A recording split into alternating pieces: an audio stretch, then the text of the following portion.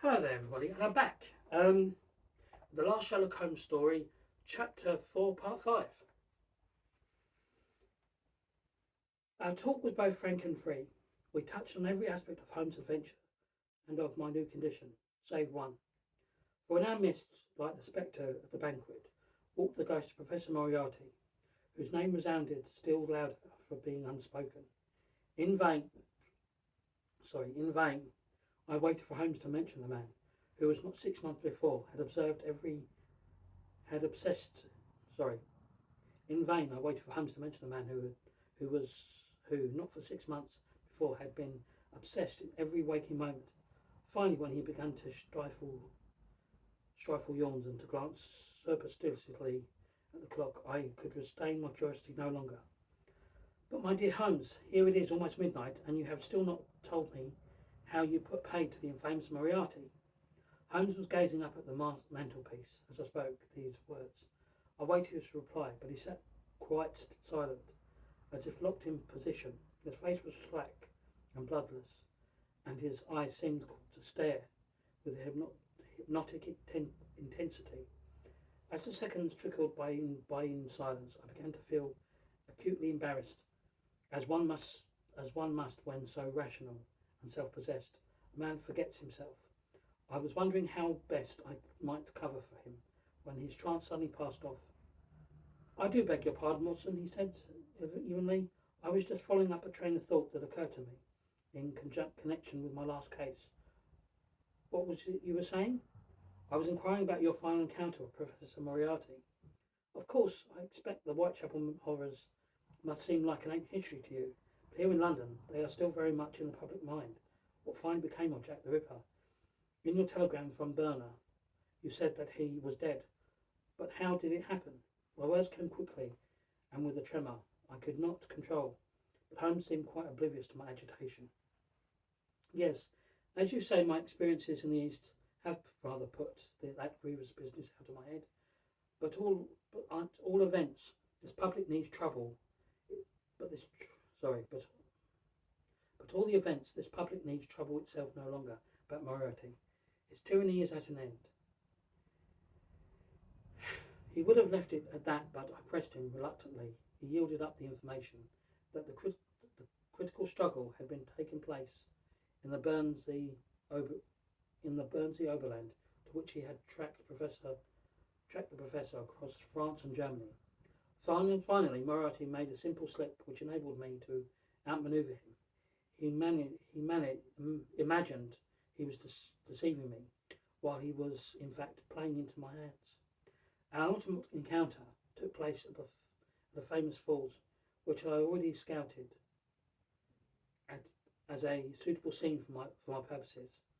On a narrow on a narrow path cut into the rock of the abyss, which we engaged in a final discussion of the questions which lay between us. His argument proved the weaker. He spoke those words coldly and unwillingly.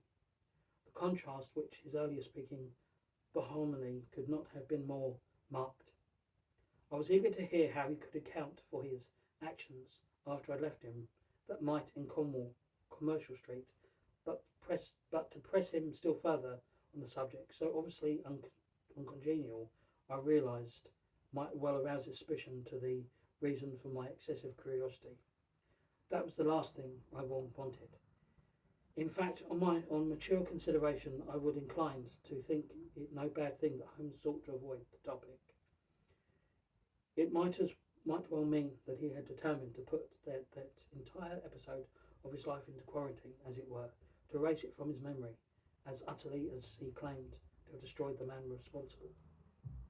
We parted that night on the very best of terms, and within a few weeks I once again regularly joining Holmes in his investigations into the cases which as soon as the news of his return became general, were once more brought into profusion to his door. ACD included accounts of most of these adventures in the stories he published after Holmes' death, so I will not content myself with merely naming them.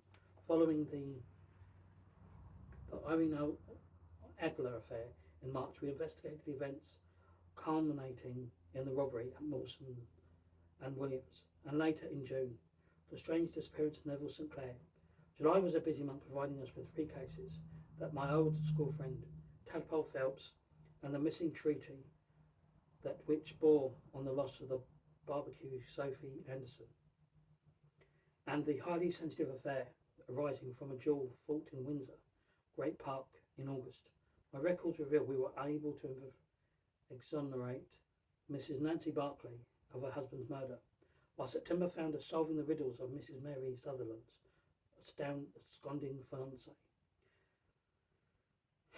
Mr. Mr. Mr. Hartley's missing thumb, and Mr. Openshaw's orange pips. In November, Holmes was able to foil an ingenious attempt to steal the Rosetta Stone, and the year ended with our unexpected recovery in the quartets of Moncars diamond. The list was well in itself demonstrate that throughout 1889 I kept a very close watch on Sherlock Holmes. My practice, which had never been large, shrank almost to nothing as a result of my continual preoccupation with the doings of my friend, and feared that my wife might on occasion have been sorely tried by my apparent irresponsibility. But I was rewarded come the new year by my confident conviction that all was well with Holmes, and that whatever fit had temporarily eclipsed his genius in the autumn of '88 had passed away without leaving any traces. As of old, he seemed happy to turn his attention to any problem that might be laid before him, and the cases we investigated together represented only a fraction of those tackled by him that year. In short, Holmes resembled no one so much as the vigorous, enthusiastic man I met in 1881. The transformation was so complete that it was with relief rather than surprise that I found myself one day in September being presented with a bottle of cocaine solution and the little Morocco case that contained his needles.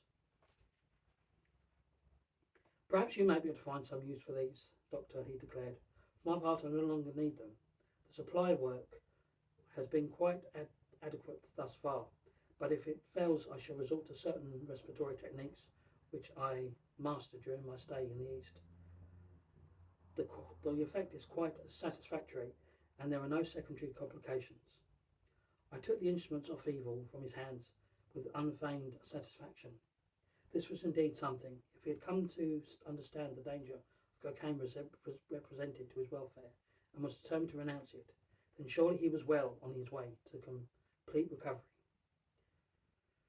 Before leaving these months, when Sherlock Holmes was unwittingly on probation, I must record one incident which caused me much concern at the time, and was to have profound effect on later events. One Wednesday morning in mid-July, a woman named Alice Mackenzie was found in an alley of Whitechapel High Street. Her throat cut and her abdomen ripped open. I read about the crimes in that day's Telegraph, which commented that the murder was certainly one of the series which had startled London the previous winter. Later editions was even more positive. All were agreed that the atrocity was the work of Jack the Ripper. I felt as though I had been hit by a shell. All the comforting certainties which I had busily surrounded myself hung in tattered shreds. Then hope returned as I recalled that Holmes had not been alone on the night in question.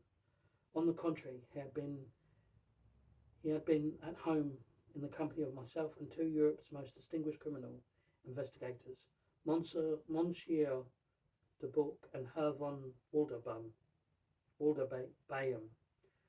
The occasion had been a dinner to mark the successful conclusion of the case I had mentioned arising from a duel fought at Windsor. The affair, which involved members of three royal families in situations of an extreme compromising nature, had best remained undisclosed. Even now, I will refer to it as the case of the second slain. Those who are familiar with the events in question will instantly apprehend my meaning.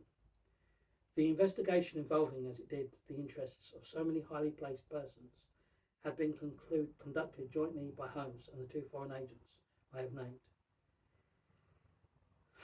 These gentlemen had, take, had taken a markedly different view of the case from Holmes, but a mutual respect prevailed throughout, and when Holmes proved to have been in correct, his first wish was to discuss his methods of findings with his rivals. Thus it was that the great synoptism was conferred, and I was privately to be present and still remain an almost vertebrum account of the proceedings. Neither will I forget that evening. Much of what was said passed my understanding at the time, but one could sense the air fairly crackling under the communicating engines of those three fine attuned minds, for which it was uniquely an opportunity to exchange the ideas that were the very breadth of their lives with men fully capable of comprehending them. For once Holmes found himself free of the need to make allowances for his audience, and the result was a discussion of such brilliancy as I had never expected to hear again. On the face of it, one could hardly wish for a better alibi, but was it an alibi? I myself had been obliged to leave. I myself had been obliged to leave the gathering slowly before 11 o'clock. By then, the case of the second slain had been thoroughly talked out, but the conversation had gravitated towards more general aspects of investigative work, and was still going away when I left. Since Mackenzie had been murdered some time before midnight and 1 o'clock, the point I had urgently clarified how long the two continental detectives had remained with Holmes. Monsieur Dubuc had already returned to Paris, but I was fortunate enough to catch Herr von Waldeville. At his hotel, I invited some clumsy story about wishing to know if my brother had been called in search of me about midnight. The German replied that he was unable to enlighten me, having himself left Holmes' rooms before that hour. Dubuc, however, had still remained and might be able to assist me, although a simple course of natural urge would be to ask her. Holmes himself, alas, muttered that it was not possible, A question of family honour was involved. Von Waldebur nodded gravely. I left the hotel in an agony of suspense for a moment. I thought of cabling Dubuc, but I soon realised that the matter was too delicate to be adequately conveyed in telegram jargon. Above all, I had to drop some hint, as I had with the German. That would prevent Dubuc telling Holmes about my investigation. There was only one way to be sure that a hint had been taken, especially across a language barrier, and that is by reading your man's eyes. I therefore hurried home, packed a few necessities, told my wife an untruth, and caught the night express to Paris. The following morning I had a brief interview with Monsieur Dubuc at the Chateau. With the Frenchman, I thought it's best to amend my tale. After a lengthy exchange of compliments, I asked him to, in a subtle, halting fashion, whether Holmes had received an unexpected visit from a lady between 12 and 1 in the night in question. The book was highly taken with the idea of a great English detective and celebrated misogynist being entangled in such an affair, but was able to assure me that he and Holmes had continued to badaver until after 1 o'clock, and that no such clandestine revedance had been attempted during his time. But then a man, a sense of distraction such as Monsignor Holmes would without doubt have arranged some signal to his belle income. I agreed that this might well be the case, but my relief on learning that Holmes had not done the murder was all and I agreed that this might well be the case, but my relief on learning that Holmes had not done the murder and that all was still well was so evidently unfeigned that the book immediately assumed that some rivalry existed between Holmes and myself for the attentions of the lady in question. I entreated him to say nothing of this to Holmes. He seemed offended that I felt it necessary to ask. He quoted Le Rochefort. I resisted the temptation to brace myself in Latin manner, and took my leave, rushed into the first caf I saw, and consumed a pint of champagne.